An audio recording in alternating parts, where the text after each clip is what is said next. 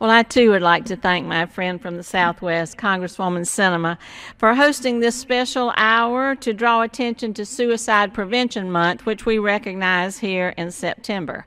Suicide within any population is a traumatic thing to deal with, but we are learning that it is increasingly important and increasingly a problem among our military and our veterans. It's critical that we work to address, to recognize, to prevent, to eliminate military suicides, and I hope that today's special order will help to shine a bright light on this very important topic.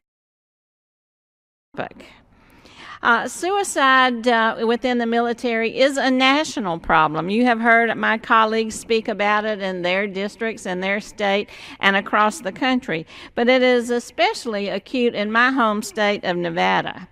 A recent study done by the state of Nevada found that veterans in the Silver State commit suicide at a rate of more than 2.5 times higher than non-veterans and quadruple the national rate. The study further reported that Nevada's female veterans, those often hidden veterans, commit suicide at more than triple the overall rate for females statewide and nearly 6 times the national rate for females.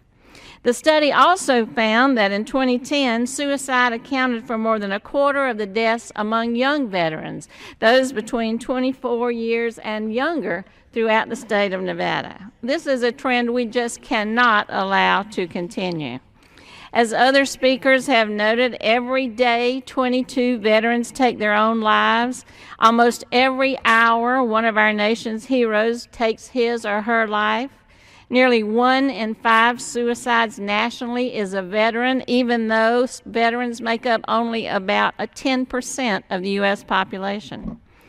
As ranking member of the House Veterans Affairs Subcommittee on Disability Assistance, I'm working every day with my colleagues to ensure that veterans receive all the benefits that they've earned and the care that they need.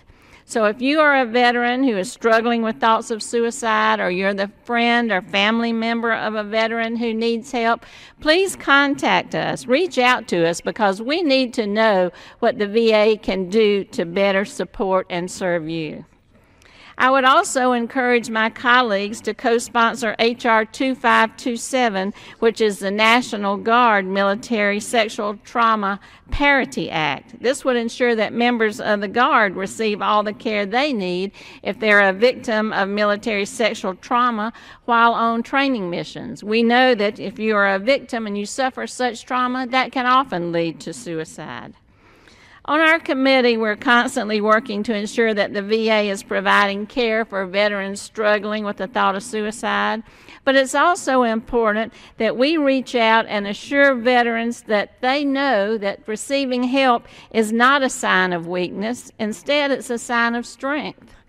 When Army Staff Sergeant Ty Carter received the Medal of Honor, he encouraged his fellow soldiers to reach out and for the civilian community to support them. He said to the public, "Know that they are not damaged. They are simply burdened with living with what others do not. We are resilient and will emerge even stronger over time." Sergeant Carter, we know that because of leaders like you and supported by a grateful nation, we can win the battle against military suicide.